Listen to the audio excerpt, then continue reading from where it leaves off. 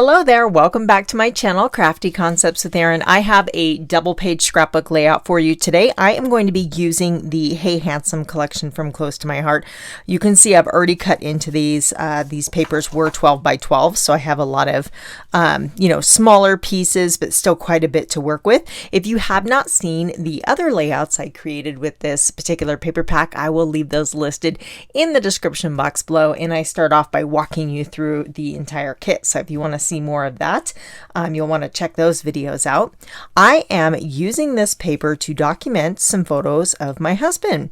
This is my husband, Mike, and he's on the job site. This was a big job. I'll tell you more about what he does as we put this layout together.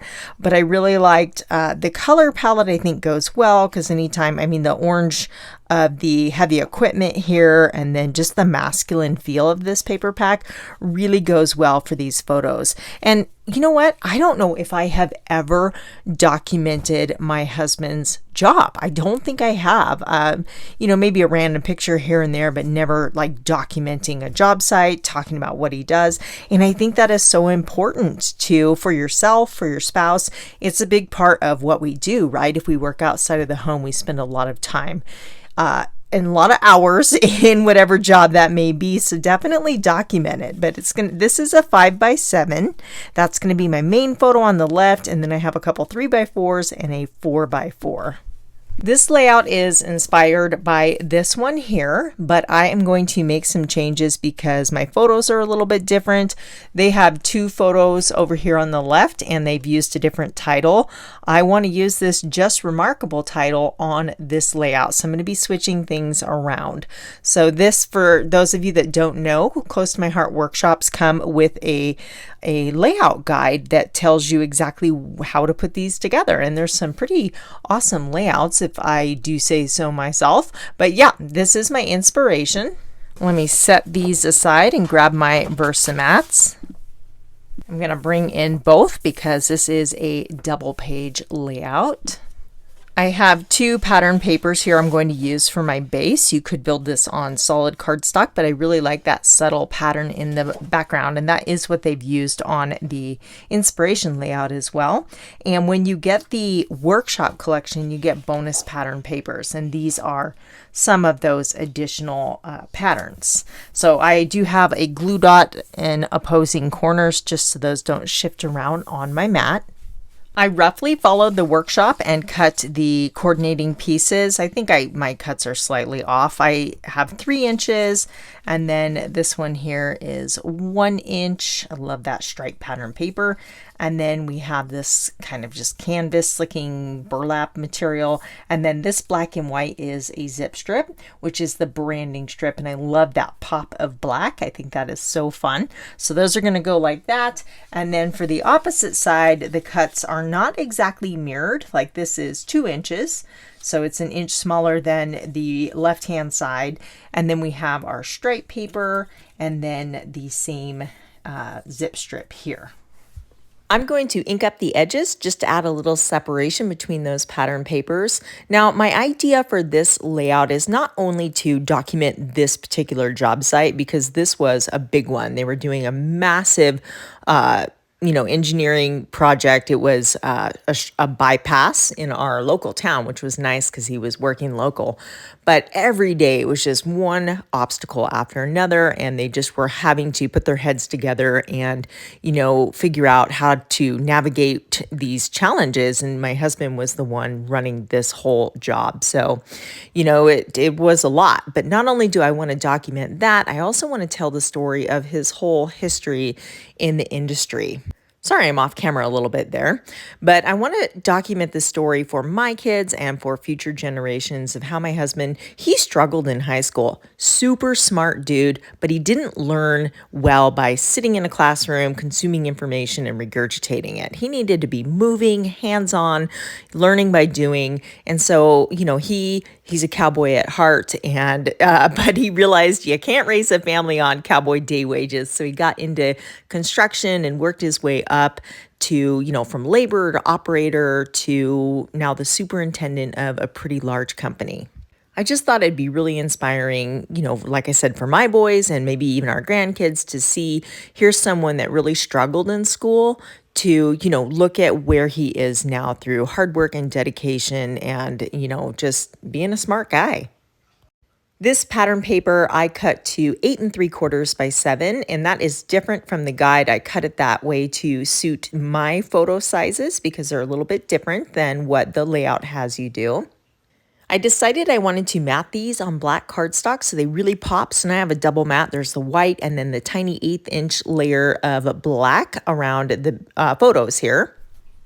This is the title I want to use for this particular layout, and I'm never sure until I'm sure, so I like to use my anti-static powder tool to remove the adhesive off the back. If you don't have one, just put it on your arm and peel it off several times, and then it will kind of make it not quite as sticky so you can move it around more like a die cut.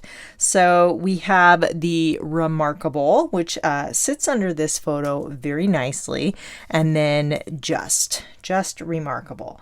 So I like that, but this is a very structured layout. We have a lot of just very, you know, everything's in its place. We have a lot of straight lines. So I'm going to bring in some circles. This workshop collection came with a bunch of paper circles. So these are great to soften the line and add just like kind of a natural organic shape to the layout just to break up those hard lines. So we're going to put a circle here. And naturally, I know that I would want to kind of just create this visual triangle. So we can kind of go, you know we have this here, and then I've got this space here. So then we want to put something kind of up at the top. And I have more space here. So I'm going to repeat some of those circles, and I want to bring in more of the orange. So these are going to act as a base. Now, I don't really like how the black is disappearing into the black. That doesn't pop enough for me. So I want to put something behind that word. There's like a couple sheets of just a bunch of die cuts, and you'll see we have like banners and arrows, different shapes, little journaling blocks. There's the sheet of these circles. So what I found was this, and it's an arrow shape, which I love because that's like directing your eye into the layout. So let's see, this may be just enough contrast to have that pop out more and stand out. So let me just kind of layer those. That does look a lot better. I was thumbing through the pocket cards looking for a journaling block, something I could use. I don't want to introduce the green onto this layout because we don't have any green. I mean, we do in the picture, but I don't have green anywhere else on the layout. But then I saw this card, Jack of all trades, master at heart, and it really suits these photos. So I want to use that, but I still need to add room for the journaling. And another thing I like to do, we talk about using circles to kind of break up those lines, is instead of having this kind of like, you know, in the same lines, rotate it, kind of switch it up like that, have it going over so it's connecting these papers to the photos, and then we can kind of fill in this awkward space here. There's this piece from the workshop, and I thought maybe that would look cool. We could add a little, we could add a few little banners here. Like I said, it was just kind of an awkward spot right there if we bump this card over. So that is helping. Let's get maybe a little bit more. I've got all these pieces punched out. So there's a little flag. There's a circle I could use for journaling. We might be able to put that there. And then we could put this one right under here maybe. That looks cute. I'm liking that. I shouldn't say cute. That looks cool. Cool seems like a better word for this layout. I do like this circle here because it really does carry that visual triangle in, and you carry the circles all the way across. So that is definitely something I want to keep. I have a bunch of these little banner shapes, so I thought it might be fun to add these just to replicate whatever I do to one side, I like to do to the other. So let's just layer some of these up here. I like that. I don't want that orange peeking out, so let's lower that just a bit. There's also the Hey Handsome acrylic shapes. There's all sorts of fun stuff in here. There's a lot of stars and buttons. There's like a tie and a bow tie and a top hat, which doesn't work for this layout. I do have a project in mind for those though. I have one son that loves to get dressed up, so you might be seeing some photos of him. I like the arrow pointing to the title. That's kind of fun. And these are like kind of wonky arrows too. Arrows are a go-to for me on just about any layout. I mean, really, they lead your eye, they can draw attention to things. They're just kind of fun. So I'm going to have them both pointing into the layouts. Maybe we could go like that. And then let's use a couple stars here. Maybe they'll show up nicely on the orange circle there. So, and I like to layer some kind of off the circle as well. Then maybe we'll put one down here. I don't think I'm going to use the buttons on this layout, but there are buttons, little X's or plus signs, all sorts of fun stuff. I want to add some word stickers. There's a whole bunch of word stickers on this particular collection, but I chose strong and wise. I think that suits my husband very well. And then just keep in mind that I am borrowing pieces from some of the other layouts because, you know, I like to just switch things up. So just keep that in mind. If you make, you know, one of the other layouts exactly, you may not have those pieces to use on this layout, for example, if you want to scraplet this. Let's try these little chevrons down there. I like that. That looks good. I just want to mention a tip for you. I noticed there was one of these pocket cards with that same pattern. You could easily take your circle dies. Circle dies are kind of a, you know, must have in the craft room if you have a die cutting machine. They're just so versatile, but you could create little pattern paper circles with some of these pattern paper pocket cards, and it would be a great way to use them. I love layering pocket cards, kind of tucking them, cutting them into die cut shapes like tags, circles. You can use them for titles and then embellishments also. So lots of fun things you can do with these.